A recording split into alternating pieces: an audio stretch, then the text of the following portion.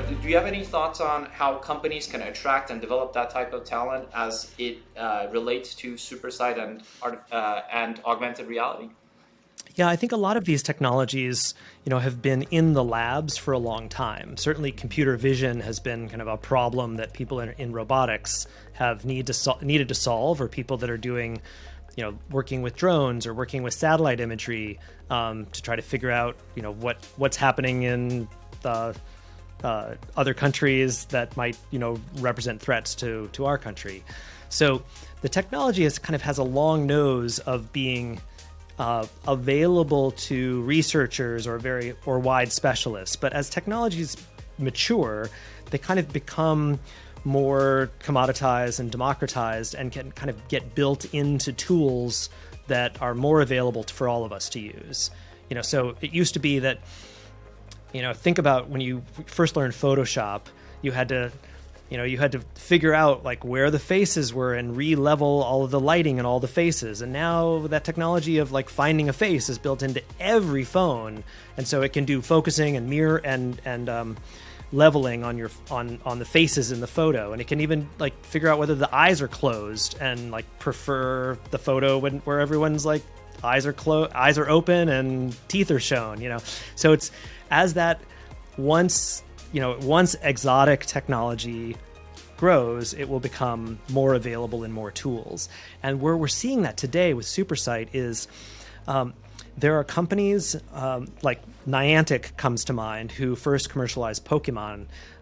And they just announced last week that Niantic has a tool that plugs into Unity, which is a game engine, and allows anybody who wants to build a world game, to anchor content in the world. It might be a tourist attraction, it might be a navigation thing for biking. Who knows what people are going to build, but they kind of took everything that they had to build for Pokemon and are putting it into a tool that represents a broad horizontal capability.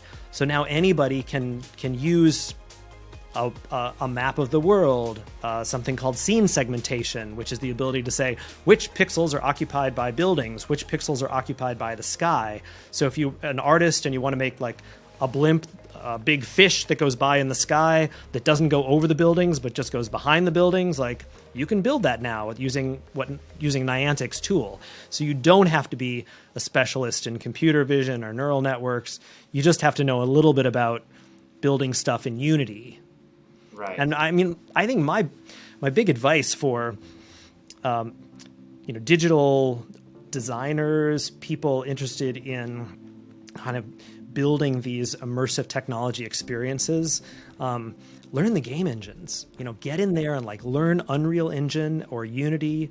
There's a ton of YouTube content about like how to get in there and start using those tools. But boy, like they solve the problem. They have big asset stores, they have physics, they have lighting, they have various levels of detail as you get closer to things. Like I have 2 projects that I'm working on right now. I'd love to talk about them a little bit if you want to get into them. One is about kind of ways for water, and the other one's about envisioning sustainable landscapes. And they both are basically built off of a game engine. Oh wow.